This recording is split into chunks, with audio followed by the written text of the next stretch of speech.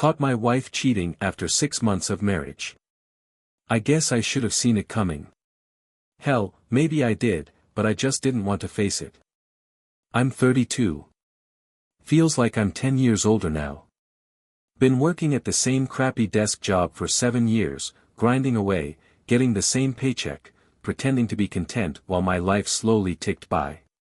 Then, out of nowhere, Linda walks in, struts, and flips everything upside down. She's 29, 3 years younger than me, but she's got this vibe like she's got the world figured out. I first noticed her at some work mixer. She had this way of making every guy in the room feel like he was the only one that mattered. The way she smiled, how she played with her hair, charm oozing out of her every move. I was drawn in, and God, it was the kind of attraction that you knew was trouble from the start. But at the time, I wasn't thinking about that. I was thinking, wow, she's way out of my league. I'd better lock this down before some other idiot snatches her up. So, I did. I made my move. A few dates, some awkward small talk, and boom, we were engaged within a year. 6 months into the marriage, and here I am, sitting in my own house like a damn fool, wondering how I got played so bad. That's the thing about getting married young, you think you've got it all figured out, like you're some grown-up who knows what they're doing. But I didn't know shit. We'd been living the perfect life for a while, at least that's what it looked like on the surface. Big house. Nice car.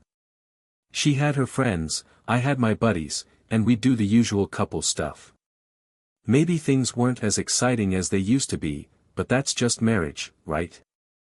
You settle into a routine, stop trying so hard, and the love evolves into something deeper. At least that's what I told myself every damn day to make it all feel worth it. Then I got back from this business trip. I'd been gone for a week, long enough for things to get weird, but not long enough for me to suspect anything. The whole time I was away, Linda kept saying how she was working late and had a lot going on with friends. I didn't question it. She wasn't the type to be open about her work life, and I respected that, you know. But as soon as I walked through that door, I felt it. Something was off. It was like the air had shifted, like she was nervous, but it wasn't the kind of nervous where you're waiting to surprise someone for their birthday or anything innocent. It was the kind of nervous where you're hiding a damn secret, and you know it's about to explode in your face. I walk into the living room, and there she is, Linda, sitting on the couch, looking like she just got caught in the act of something major. Her hair's a little too perfect, makeup still on from earlier in the day, but her eyes, they're wide, like she's trying to hide something that's too big to cover up. She's playing with her fingers like she's trying to figure out how to say the words that are about to ruin my entire life. She looks at me, and I just know. She says, "Dave, we need to talk." Yeah, no shit. That's always a good sign, huh? I sit down, try to play it cool, but there's this weight in my stomach, like I already know where this is going. My palms are sweating, but I don't move. I just stare at her, waiting for her to drop the bomb. And then she says it. "I've been seeing someone." What? The room just freezes. I'm not even sure if I'm hearing her right.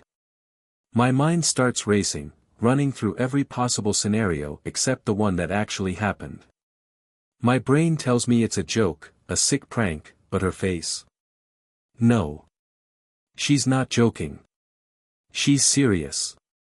And I'm already starting to feel like I'm sinking. I don't even respond. I just look at her, waiting for the rest of the story. She starts talking, but it's all excuses, all of it. She says it started a few months ago, during one of those girls' nights she told me about. She says it was a mistake, that it didn't mean anything, but then it became something more. Yeah, right. You don't fall into a full-on affair because of a few accidental kisses, Linda. She tells me she loves me but isn't in love with me anymore. Oh, and of course, the classic line, "You've been working so much, Dave." I just needed someone who was there for me. I don't know what hits me harder, the betrayal or the fact that I feel sorry for her, like she's the victim in all of this. What the hell happened to me? I'm sitting there, listening to my wife's excuses like some damn fool, and I can't even wrap my head around it. But it gets worse. Much worse. I leave her talking. I can't listen to it anymore, and I just get up, my hands shaking. I go to the study, open the drawer where we keep the old laptop, and I know something is waiting for me. Something I'm not ready to see but can't unsee once I do. I start going through her messages. Her stupid texts to this guy. At first, it's just generic stuff, but as I scroll, I see the patterns. The sweetness. The things she never said to me. There are messages where she tells him she's so happy he came into her life. There's one about how he makes her feel special again after all the time she spent trying to make me happy. I can't believe it. She's been lying to my face for months, acting like everything's fine when she's been sneaking around behind my back, sleeping with this guy. I scroll further.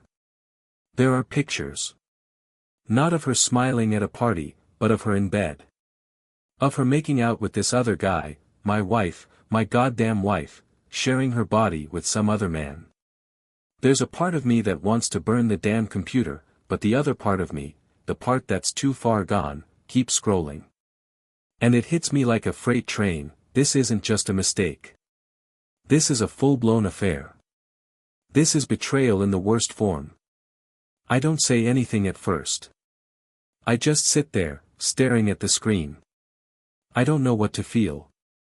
I'm not angry yet. I'm too numb. Too shocked. Then, her phone rings. I can't even deal with it anymore, so I pick up. "Dave, are you there?" She says it like she's calling to talk about dinner plans or some nonsense. And the worst part? Her voice is still that sweet, fake tone, the one she always uses when she wants something from me. But this time, I'm not playing the fool anymore. I let her talk for a minute, listening to her excuses and apologies. But all I can think about is how she's sitting in the other room, not even realizing that I know everything. I don't need to hear any more. I don't need her empty words. I just say, "You're dead to me," and hang up. I drive around for hours after that, not really sure where I'm going. I'm angry. I'm heartbroken. I feel like I've lost everything, and I'm not sure how to pick up the pieces. Maybe I won't. But I know one thing for sure, I'm done with her. She's not my wife anymore. I don't know what comes next. Maybe it's the end of me, too. But I'll be damned if I'll be the guy she gets to walk all over. I'll get my revenge somehow, maybe not today, but eventually. She'll remember me. And the next time someone tells me that marriage is supposed to be hard, I'll tell them this: it's only hard when someone's stabbing you in the back the whole time.